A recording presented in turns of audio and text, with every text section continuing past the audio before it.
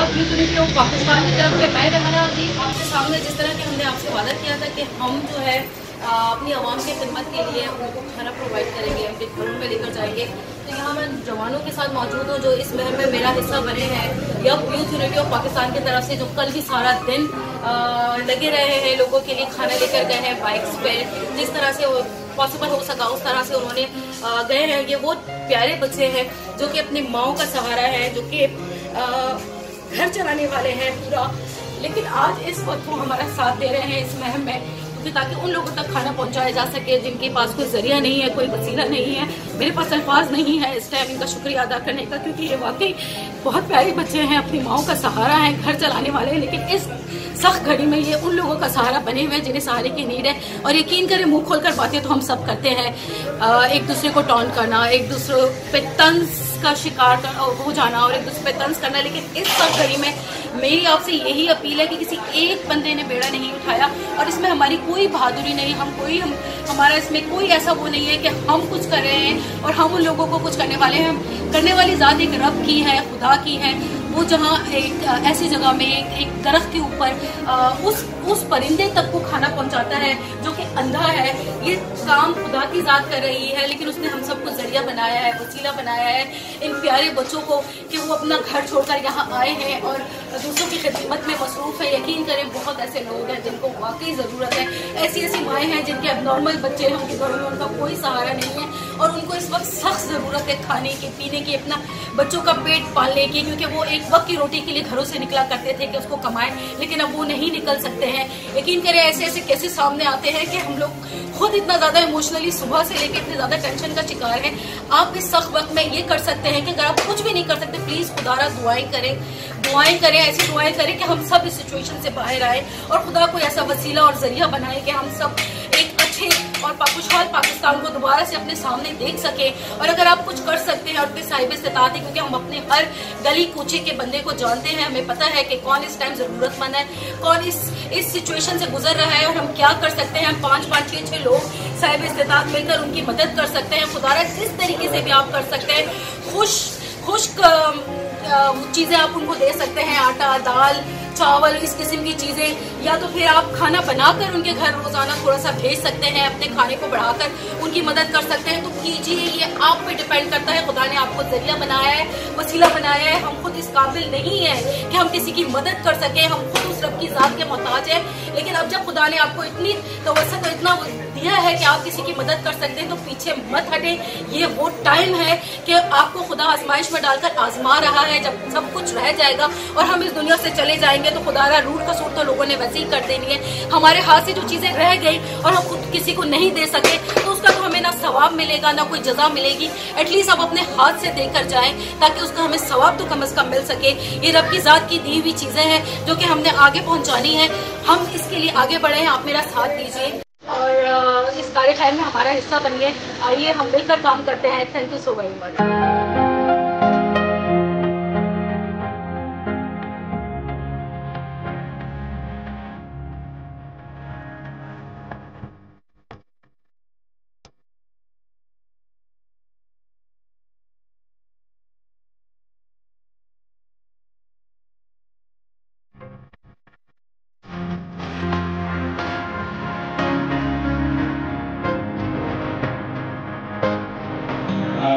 Madam Riyana Aziz के पास आई हुई हैं।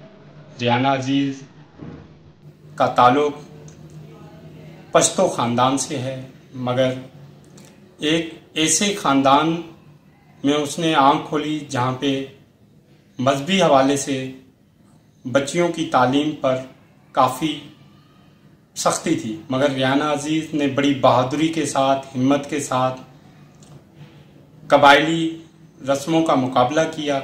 इस वक्त वो PhD की स्टूडेंट हैं, पाकिस्तान यूथ यूनिटी की प्रेसिडेंट हैं। जब से कोरोना वायरस का जो ये वबा फैला है, पूरे पाकिस्तान की तरह कराची में भी बड़े पैमाने पे लॉकडाउन है, लोग घरों में मैसूर हैं। रियाना अजीज़ अपनी मदद आपके तहत उन वाइट कॉलरों तक खाना पहुंचा रही हैं। जोक दर जोक वो खुद बड़ी बहादुरी के साथ गलियों में, मोहल्लों में जाके लोगों को खाना दे रही हैं, उनके मसाइल पूछ रही हैं और उनके इस मुश्किल की घड़ी में वो शाना बशाना उनके साथ खड़ी है। रियाना अजीज एक हैरत अंगेज शख्सियत हैं।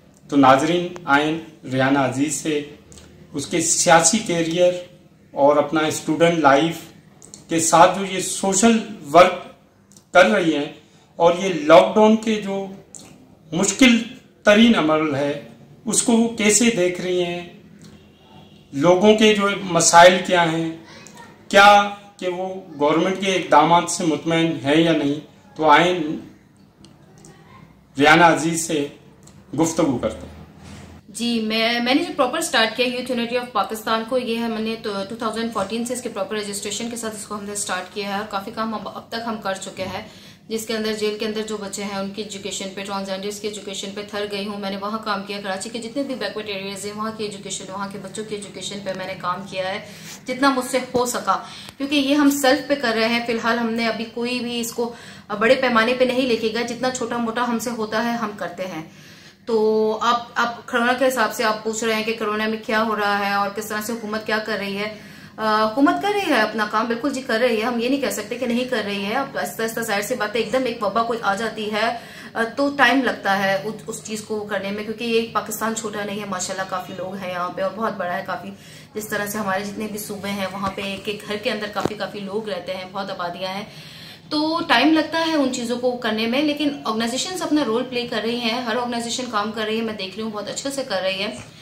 तो हमने भी अपना रोल प्ले किया। हमने सोचा कि सारे जो हैं वो राशन वगैरह दे रहे हैं, इस तरह से हमारा काम बेसिकली एजुकेशन पे था, लेकिन हमने स्टार्ट ये एक स्टेप मैंने लिया कि क्यों ना हम रेडी फूड्स इनको दिया जाए ऑनलाइन। इस तरह से कोई हमें कॉल करे और हम उनको फ्री ऑफ कॉस्ट जो है रेडी फूड दें, क्योंकि बाज राशन वगैरह में जो जिस तरह से सिलसिला चल रहा है कि लोग इतने ज्यादा पिक्चर्स बना रहे हैं और वो कर रहे हैं, तो लोग अच्छा नहीं समझते।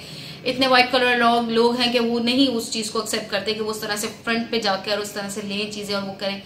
तो हमने एक छुपा हुआ ये सिलसिला शुरू किया कि हमें बस कॉल करें और आपके घर जो है खाना आ जाएगा, और बजाय इसके कि राशन दिया जाए हमने सोचा कि क्यों ना तैयार खाना उनको दिया जाए। तो हम खाना तैयार कर उनको प्रॉपर पार्सल की सूरत में उनको जिनकी कॉल्स हमें रिसीव होती हैं हम उन्हें भेज देते हैं। काफी दिनों से ये काम कर रही हूँ और मैं देख रही हूँ एक एक घर के अंदर एक एक फैमिली नहीं, पूरे कुंबे हैं, यानी कि काफी फैमिलीज रह रही हैं, उनके बच्चे हैं बेशुमार, और जिस सिचुएशन से वो गुजर रहे हैं तो वो शायद नहीं बयान कर पा रहे होते प्रॉपर अपने उसमें भी। लेकिन जो देखा जाए, अगर एक वक्त के खाने से बच्चे का दिल नहीं भरता, उसका पेट नहीं भरता, बच्चे को 3 टाइम का खाना चाहिए।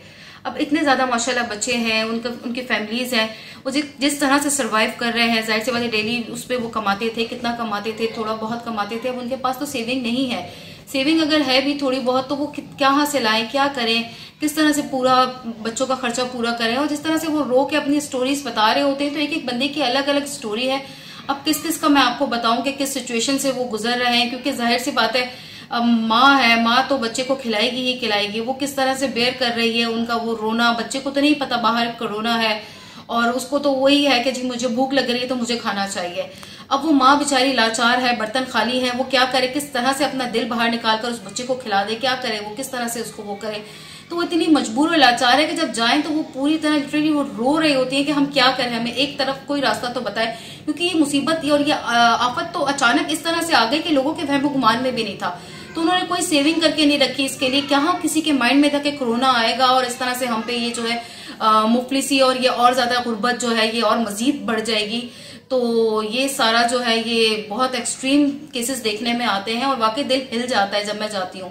तरफ कोई रास्ता तो बताए, क्योंकि ये मुसीबत और ये आफत तो अचानक इस तरह से आ गई कि लोगों के वहम गुमान में भी नहीं था।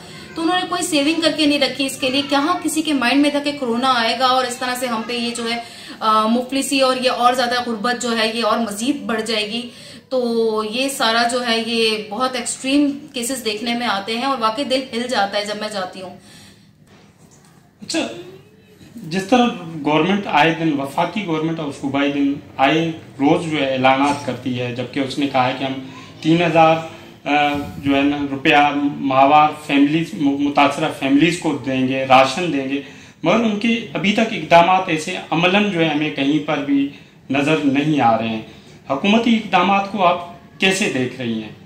जी, इसमें अगर मैं सच्चाई से बोलूं तो बनावटी बात अगर मैं ना करूं, बिल्कुल सच्ची और क्लियर बात बोलूं तो कोई भी किसी को, मेरे जहां तक मैं गई हूं वहां तो किसी ने भी अब तक नहीं कहा कि हुकूमत की तरफ से उनको कुछ मिला है। यहाँ ये ऑर्गेनाइजेशंस ने, छोटी मोटी ऑर्गेनाइजेशंस ने अगर अपना काम किया है तो किया है, उन्होंने जाकर उनको पहुंचाया है, लेकिन हुकूमत की तरफ से उनको कोई ना सुबाई की बात करें, चाहे आप जिस किस्म की उसकी बात करें, कहीं से उनको कोई मराहत नहीं मिली, कोई सपोर्ट नहीं मिला। वो तड़प रहे हैं, बच्चे उनके भूखे हैं। अब एक्सट्रीम कंडीशन और मजीद जिस जिस तरह से दिन बढ़ते जा रहे हैं उनकी वो हालत खराब होती जा रही है। अब देखें जी, एक बंदे का अपना पेट भरा हुआ होता है, वो घर में आराम से बैठा हुआ होता है, तो उसको ऐसा लगता है कि सबका पेट भरा हुआ है। बात कर लेते हैं लोग, सोशल मीडिया पे मैं देख रही हूँ कि लोग बोल रहे हैं कि जी घरों में बैठे तो ये करें तो वो करें। उनके घरों में राशन पूरे हैं, उनको 3 टाइम का अच्छे से खाना मिल रहा है, उनको इस चीज की, इस पेन का पता ही नहीं। वो निकले, जाकर देखें अगर उस पेन को, तो उनको समझ में आए कि जिस घर के अंदर इतनी गुर्बत है, इतनी मुफलिसी है, उनको बेचारों को एक वक्त का खाना तक नहीं मिल रहा, तो कैसे वो घरों में टिक जाए, कैसे बैठ जाए। जाहिर सी बात है, माँ बाप है, उनको तो किसी तरह से अपने बच्चे को देना है। वो मरता हुआ इस तरह से तो नहीं भूख और अफलास में बच्चे को देख सकते।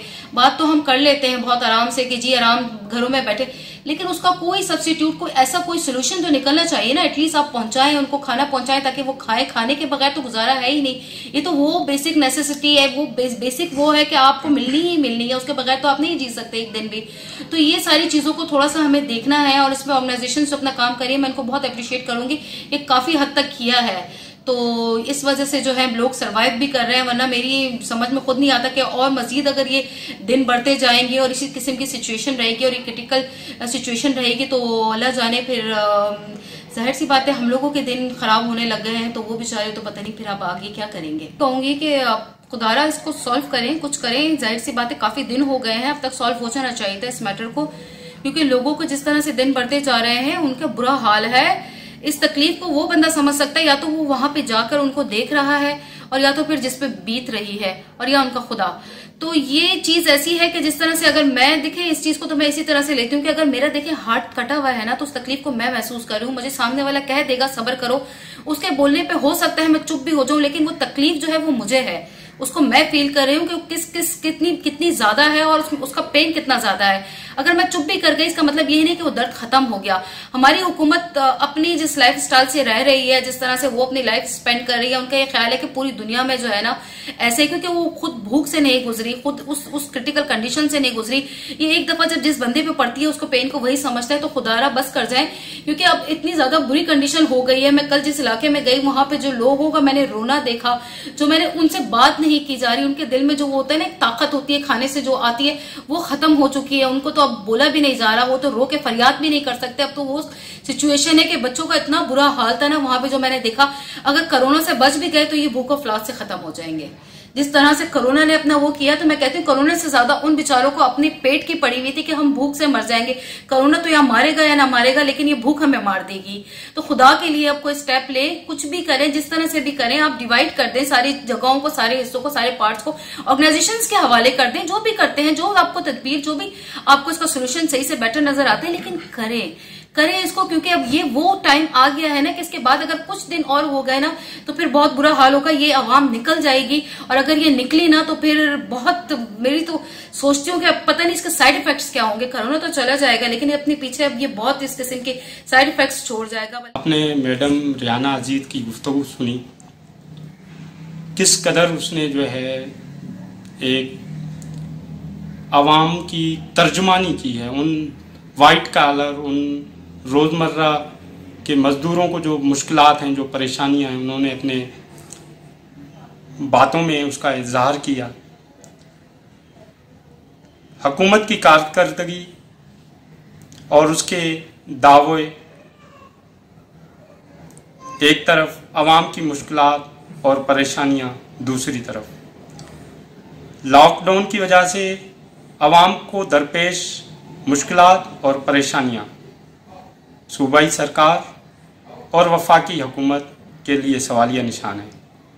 कैमरामैन अयाज शाह खान के साथ Abdul Hafeez Jatoi, voice of Sindh, London, Karachi.